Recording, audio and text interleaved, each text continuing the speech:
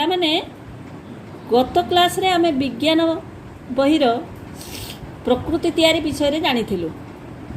ଆଜି ଆମେ ପ୍ରଥମ ଶ୍ରେଣୀର ମଣିଷ ତିଆରି ଜିନିଷ କେଉଁଗୁଡ଼ିକ ଜାଣିବୁ। ମଣିଷ ତିଆରି ଜିନିଷ କେଉଁଗୁଡ଼ିକ ନା ଖେଳନା, ତୁମେ ଯେଉଁ ସବୁ ଖେଳନା ଖେଳୁଛ ସେଗୁଡ଼ା ମଣିଷ ତିଆରି କରିଛି। ବ୍ୟାଗ୍, ତୁମେ ଯେଉଁ ବ୍ୟାଗ୍ ଧରିକି ସ୍କୁଲ ଆସୁଛ ସେଗୁଡ଼ା ବି ମଣିଷ ତିଆରି କରିଛି। ମୋଟର ଗାଡ଼ି, ମୋଟର ଗାଡ଼ିରେ ଯେଉଁ ବସୁଛ ଯାଉଛ ସେଗୁଡ଼ା ମଣିଷ ତିଆରି। ଟେବୁଲ, ଯେଉଁ ଟେବୁଲରେ ବସିକି ତୁମେ ପାଠ ପଢ଼ୁଛ। ପଙ୍ଖା, ପଙ୍ଖା ଘୁରୁଛି ତାକୁ ମଣିଷ ତିଆରି କରିଛି। ସାଇକେଲ, ଯେଉଁ ସାଇକେଲରେ ତୁମେ ଚଲାଉଛ ତାକୁ ବି ମଣିଷ ତିଆରି କରିଛି। ତାପରେ ଆସିଲା ବହି, ଯେଉଁ ବହିରେ ତୁମେ ପାଠ ପଢ଼ୁଛ, ବହି ଧରୁଛ ତାକୁ ବି ମଣିଷ ତିଆରି କରିଛି। ବେଲୁନ, ଛୁରୀ, ଆଉ କ'ଣ ତିଆରି କରିଛି? ବାଲ୍ଟି, ଟେଲିଭିଜନ ବା ଟିଭି ଦେଖୁଛ ଯେଉଁ ତାକୁ ମଣିଷ ତିଆରି କରିଛି। ରେଡ଼ିଓ, ତାକୁ ବେତାର ଯନ୍ତ୍ର ମଧ୍ୟ କୁହନ୍ତି, ତାକୁ ବି ମଣିଷ ତିଆରି କରିଛି। ତାହେଲେ ଆମର ଦରକାର ପାଇଁ ଆମେ ଏଇସବୁ ଜିନିଷ ତିଆରି କରିଛୁ। ତାହେଲେ ଆମ ପାଇଁ ଏଗୁଡ଼ିକ ଆମେ ତିଆରି କରିଛୁ। ଏବେ ପରବର୍ତ୍ତୀ ବିଷୟକୁ ଯିବା। ପରବର୍ତ୍ତୀ ବିଷୟ ହେଉଛି କ'ଣ ନା ଜୀବ ଓ ନିର୍ଜୀବ। ଜୀବ କିଏ? ଯାହାର ଜୀବନ ଅଛି ସେ ଜୀବ। ନିର୍ଜୀବ କିଏ? ଯାହାର ଜୀବନ ନାହିଁ ସେ ନିର୍ଜୀବ। ଜୀବ, ଜୀବ କ'ଣ ହେବ ନା ଗୋଟେ ଜାଗାରୁ ଆଉ ଗୋଟେ ଜାଗାକୁ ଯାଉଛି, ଛୋଟରୁ ବଡ଼ ହେଉଛି। କିନ୍ତୁ ନିର୍ଜୀବ, ତାର ଗତିଶୀଳ ନାହିଁ, ସେ ଗୋଟେ ଜାଗାରୁ ଯେ ଟେବୁଲ, ଚେୟାର, ପଙ୍ଖା ଇଏ ଗୋଟେ ଜାଗାରୁ ଆଉ ଗୋଟେ ଜାଗାକୁ ଯାଇପାରୁଛି କି? ଯାଇପାରୁନି। ଜୀବନ, ସିଏ ଖାଦ୍ୟ ଖାଇପାରୁଛି, କଥା କହିପାରୁଛି, ଚାଲିପାରୁଛି, ତା ଦେହରେ ଜୀବନ ଅଛି। ଯିଏ କଥା କହିପାରୁନି, ଚାଲିପାରୁନି, ଛୋଟରୁ ବଡ଼ ହେଇପାରୁନି, ଗୋଟିଏ ଜାଗାରେ ପଡ଼ିଛି।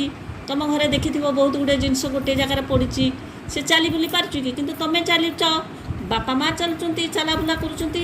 ତାହେଲେ ଜୀବନ ତୁମ ଦେହରେ ଅଛି ବୋଲି ତୁମେ ଚାଲାବୁଲା କରିପାରୁଛ। ସେଗୁଡ଼ିକ ଜୀବନ ନାହିଁ, ଚାଲି ବୁଲି ପାରୁନାହାନ୍ତି। ତାହେଲେ ଜୀବ କିଏ? ନା ଯାହାର ଜୀବନ ଅଛି ତାକୁ ଜୀବ କୁହନ୍ତି। ଏଠି ଦେଖ, ବାଳକ ଇଏ ଜୀବ। ଜୀବ, ମାଙ୍କଡ଼ ଇଏ ବି ଜୀବ। ସିଂହ ଇଏ ବି ଜୀବ। ହାତୀ ଇଏ ବି ଜୀବ। କାଉ ଇଏ ବି ଜୀବ। କୁକୁଡ଼ା ଇଏ ବି ଜୀବ, ଆର ଜୀବନ ଅଛି। ବୁଣିଚି ମୂଷା, ଆର ବି ଜୀବନ ଅଛି।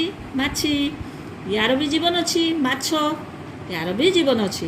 ତାହେଲେ ଜୀବ କ'ଣ କରେ ନା ଜୀବ ଖାଦ୍ୟ ଖାଇ ବଞ୍ଚେ, ଚଲାବୁଲା କରିପାରେ, ଛୋଟରୁ ବଡ଼ ହୁଏ, ଆଉ ନିଜ ବଂଶ ବଢ଼ାଏ। ଏବେ ଯିବା ନିର୍ଜୀବ। ତାହେଲେ ନିର୍ଜୀବ କେଉଁଗୁଡ଼ିକ? ତୁମେ ନିଜେ କହିପାରିବ ନିର୍ଜୀବ କେଉଁଗୁଡ଼ିକ? କିଏ? ଯେଗୁଡ଼ିକ ଯାହାର ଜୀବନ ନାହିଁ। କେଉଁଗୁଡ଼ିକ? ଟିଭି, ତୁମ ଘରରେ ଟିଭି ବସିଥିବ, ତାର ଜୀବନ ନାହିଁ, କାରଣ ସେ ଗୋଟେ ଜାଗାରୁ ଆଉ ଗୋଟେ ଜାଗାକୁ ଯାଇପାରୁନି, ସେ ଗୋଟିଏ ଜାଗାରେ ବସିଛି। ମୋଟର ଗାଡ଼ି, ତାକୁ ମଣିଷ ତିଆରି କରିଛି। ମଣିଷ ତାକୁ ନେଉଛି, ଆଣୁଛି, ସେ ନିଜେ ଯେଠି ଛିଡ଼ା ହେଇଥିବ ଗୋଟେ ଜାଗାରେ। ଘର ତୁମର ଯେଠି ଅଛି ସେଇଠି। ରେଳଗାଡ଼ି ସେରକମ ମଣିଷ ନେବା ଆଣିବା କରୁଛି। ଉଡ଼ାଜାହାଜକୁ ବି ସେମିତି ମଣିଷ ନେଉଛି, ସିଏ ନିଜେ ଯାଇପାରିବନି। ପଥର ଯେଉଁଠି ପଡ଼ିଛି ପଡ଼ିଛି, ପଥରକୁ ଯଦି ଉଠେଇକି ଆଉ ଗୋଟେ କେଠି ରଖିଲ। ତାପରେ କ୍ରିକେଟ ବ୍ୟାଟ୍ ବଲ୍ ଯେଉଁଗୁଡ଼ା ଖେଳୁଛ ସେଗୁଡ଼ା ନିର୍ଜୀବ। ଚୌକି, ଯାହା ଉପରେ ଚୌକିରେ ତୁମେ ବସୁଛ ସିଏ ବି ନିର୍ଜୀବ। କଳାପଟା, ତୁମ ସ୍କୁଲର ଯେଉଁ କଳାପଟାରେ ପାଠ ପଢ଼ା ହେଉଛି ସିଏ ବି ନିର୍ଜୀବ। ତାହେଲେ ନିର୍ଜୀବ କ'ଣ ନା ନିର୍ଜୀବ। ଏମାନେ ଖାଦ୍ୟ ଖାଇପାରିବେ ନା? ଖାଇପାରିବେନି। ଆଉ ଏମାନେ ଚଲାବୁଲା କରିପାରୁଛନ୍ତି କି? ନା, ଚଲାବୁଲା ବି କରିପାରୁନାହାନ୍ତି। ଏମାନେ ଛୋଟରୁ ବଡ଼ ହେଉଛନ୍ତି? ନା, ହେଇପାରିବେନି। ଏମାନେ ବଂଶ ମଧ୍ୟ ବଢ଼େଇ ପାରିବେ ନାହିଁ। ତାହେଲେ ଏଥିରୁ ଆମେ ଜାଣିଲେ ଜୀବ ଆଉ ନିର୍ଜୀବ କିଏ। ତାହେଲେ ପରବର୍ତ୍ତୀ କ୍ଲାସ୍ରେ ମୁଁ ତୁମକୁ ପଚାରିବି ଜୀବ କେଉଁଗୁଡ଼ିକ ଆଉ ନିର୍ଜୀବ କେଉଁଗୁଡ଼ିକ। ତୁମେ ଏ ବିଷୟକୁ ଦେଖିବ ଏବଂ ଅଭ୍ୟାସ କରିବ। ବର୍ତ୍ତମାନ ତୁମର କାମ ହେଲା ତୁମେ ଏହାକୁ ଅଭ୍ୟାସ କରିବ। ରହିଲି, ଧନ୍ୟବାଦ।